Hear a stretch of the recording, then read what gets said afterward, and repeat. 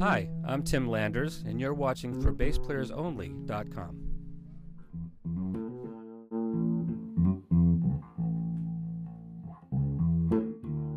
Hi everyone, John Liebman here. You're watching for BassPlayersOnly.com.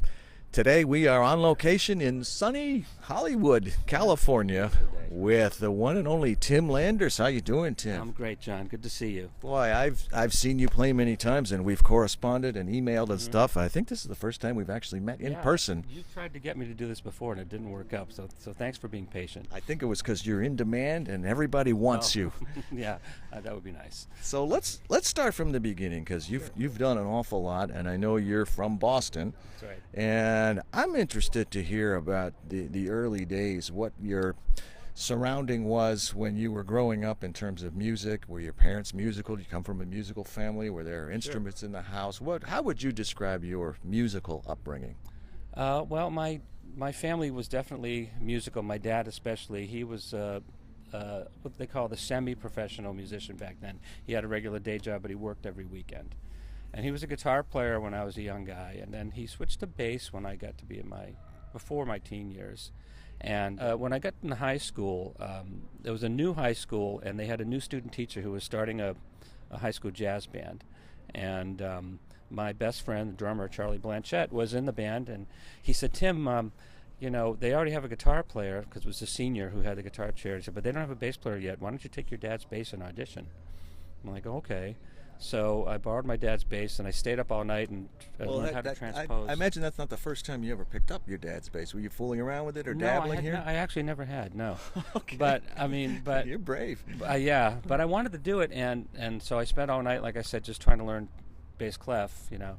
And I went in the next day, and lo and behold, I got the gig. I got the chair. So I dove in. I really, really liked bass a lot, and just kind of absorbed it. I ended up putting the guitar away about a year or so later and really focused on bass. So once you discovered the instrument and realized that you really liked it, who were some of your other influences or bass heroes other than Jamerson? Well, I went from the guitar stuff because I really liked Hendrix's. Like, for instance, Hendrix Greatest Hits was one of my first favorite albums, and so Billy Cox, Noel Billy Redding. Cox and Noel Redding, and I listened to that a lot, and then Jack Bruce, and then I had a lot of early rock influences because that was my early stuff. So Chris Squire, Jack Bruce, Noel Redding, probably missing a couple people, but those are basically the guys that. Oh, John Paul Jones. Okay. Did you ever play any upright? I did. I played upright in high school, because in order to play in the jazz band, you had to play in the orchestra and in the concert band. So I ended up playing, like, you know, baritone and concert tuba, sousaphone in the marching band, and bass violin in the orchestra. Well, you do like the low end, huh? Yeah. Well, I mean, it was all F clef, you know, figured. Right. And they said, well, listen, you got to play in the orchestra somewhere, so, you know, and you know, they had someone who taught me how to hold a bow, and, you know, basically French or German? German. Okay, yeah, my man. Yeah. So all right, so that's my high school. Let's talk a little about some of your career highlights. I know in between Boston and L.A., where you ultimately settled, you spent a little bit of time in New York, right? I went to Berkeley, and then while I was there, Al Cooper, not Alice, I know, yeah, came into town. And Cooper with a K. Al Cooper with a K. He came into town, and he plucked Vinny Colaiuta and myself out of school to play in his band. He was promoting a new album of his at the time called Act Like Nothing's Wrong. And then right after that, I got the Al DiMeola gig. And then I moved to New York. I didn't know you'd played with Al. Yeah, I spent 3 years with Al. You know, I did the Splendido Hotel record. Okay. Yeah. Where I actually had to play with a pick. The quick story about Al's gig is he needed a bass player. T.M. Stevens was leaving to go play with the John McLaughlin One Truth Band. And he was playing with Al, and Al needed a bass player right away, and they were on like a 2-week break. And so Philippe Says and Robbie Gonzalez had recommended me. So I got a call from Al. He goes, come down to New York, you know, bring your bass and about 2 weeks worth of clothes just in case it works out. I'm like, okay. So I wrote down to New York with my bass, and he met me at a Holiday Inn Midtown, and he had all these charts. Yeah, from I was his going to first ask two you records. about it. Yeah. And everything, he wrote out everything. And this is the charts that Anthony played, and Jocko played. So he had a pig nose amp, and he had his Ovation acoustic, and we sat in this little hotel room, and I just read through the charts. My reading was very good because I was going to school, And Did you have to use a pick for any of those charts? I at first, and he said, "Can you play with a pick?" And I said, "Well, yeah, because I'd done all the Chris Squire stuff and all that rock stuff, so I had some, plus guitar playing, so I had some picking technique." But he wanted me to play it with a pick, so that was interesting. What was the tune from Elegant Gypsy? Did something with the word devil in it? The Race with the Devil? Race with the Devil on the Spanish Highway. Yeah, that's a hard one. Yes. And then there was the opening tune was Egyptian Danza. Yep. And it's all picked, And it's all this weird cross picking and up and down picking. So Mediterranean Sundance. Yeah, we did all that stuff. So he says, "Okay, you got the gig. We're going to Portland, Oregon tomorrow. Here's a board tape. You learn the show." And so I lasted 3 years with Al, and then I got a gig with Billy Cobham, and that was weird too, because that happened because Mark Egan had recommended me for a Gil Evans orchestra gig, and it was one of those classic things where Gil Evans called my apartment in New York and says, "Oh, is this Tim Landers?" I said, "Yes, this is Gil Evans." Like, "Yeah, who is this really?" No, it's really Gil Evans. No, it's not. Yes. And then finally he said, "Yes, it is, and I need you to play." I got these 2 concerts at the Live at the Public Theater. Records came out of them, and so because of that, Billy Cobham was on that gig. He liked my playing and asked me if I wanted to go to Europe with him. And he put a band together with Don Grolnick on keyboards and Barry Finnerty.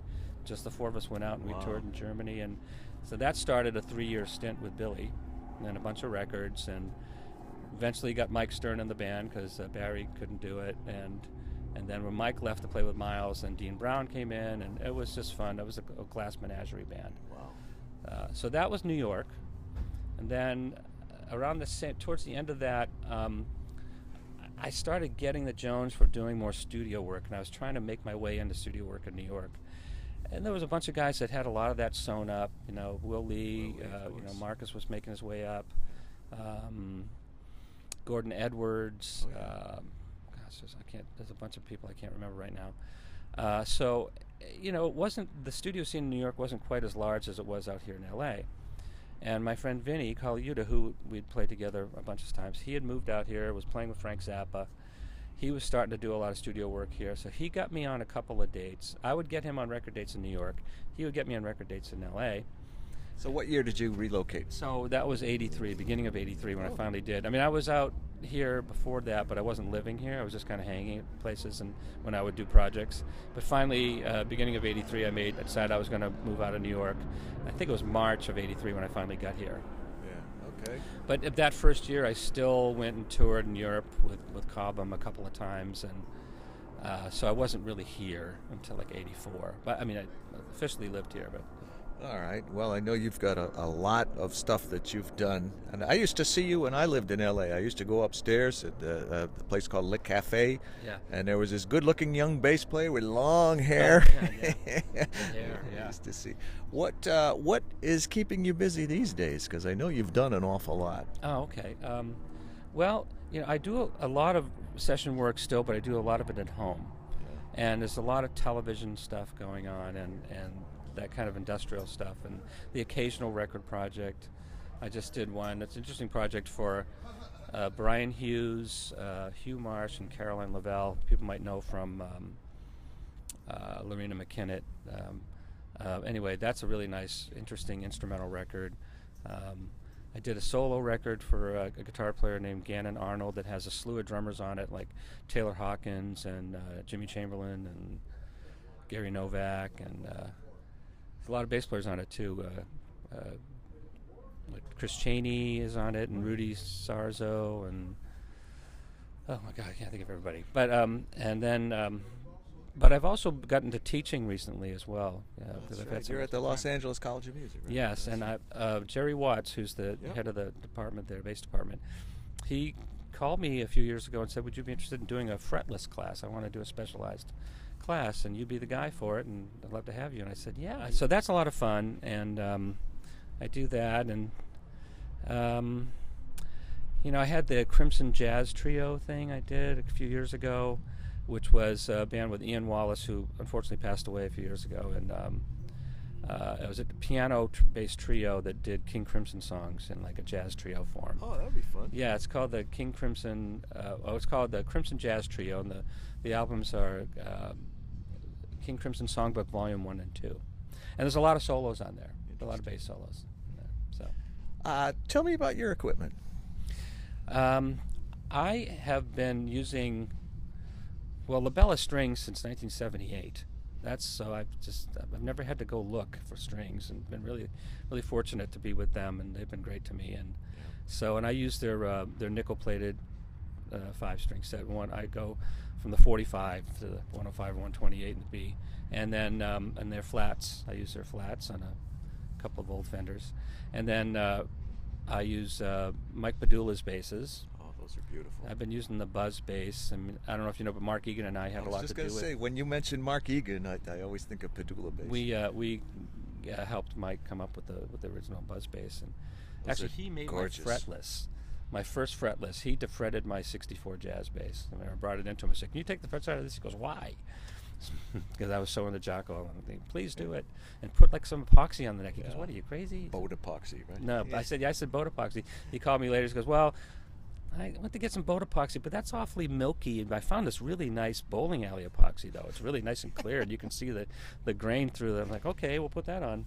And when that bass was done, I was playing around Boston. All the bass players were like, "Oh man, who did that work for you?" And next thing you know, he's doing all these fretless necks, and then he started making basses. So Padula is my basses, and I'm using the Nuance bass, which is a bolt-on 5-string. I didn't realize you were as into fretless as you are. Yeah, I was always really interested in it. How about your amplification? What are you using there? So yeah, that's new now. I was using kind of a myriad of stuff, and then I started looking for a new amp, and in so doing, I put a Facebook post up, and I got hundreds of like replies and suggestions and stuff, and one of the manufacturers, a few manufacturers contacted me, and one of them was a new company called Trickfish. Richard Roos. Richard Roos, and he contacted me directly and said, "Tim, I noticed you're looking for a new rig, and we have a new company. You know, I think you might want to come check it out. If you're interested, please let me know." So I called him, and we talked, and he's such a great guy, and he's a bass player, and he's a really great bass player. And we had some connections back in Boston, and so we just kind of hit it off, just socially. And so he said, "Well, please come up and check it out." So I went up to see his stuff, and I played through it, and I was really blown away. Yeah, I had a conversation with Mike Pope, who's I guess real under the hood there with all he's a very key player in the design of those amps. Exactly. They are incredible. His amps. preamp is in the amplifier, so it really sounds great. And just getting a direct sound out of it. I just had a recent gig at the Palladium where the front of house guy goes, "What is that amp, man? I'm getting the most unbelievable tone from you." Like, it's my fingers, man. Yeah. But so that's a great amp, and it's a 1,000-watt Class D head, and I'm using a 2x12 cabinet, which is really beefy. It's kind of big, but I like it. I like having that little extra oomph.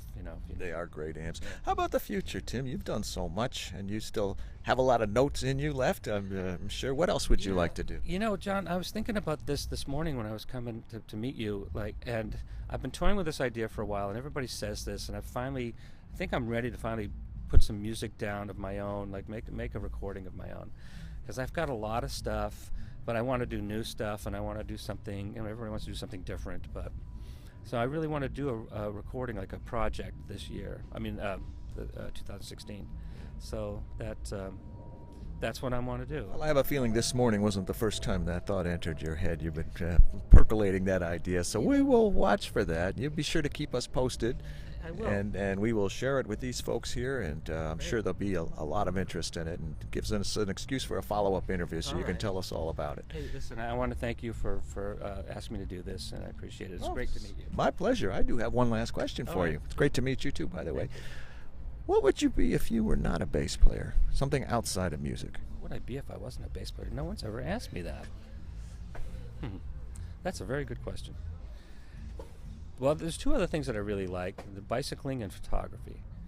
Since I'm getting older, I think photography. Okay.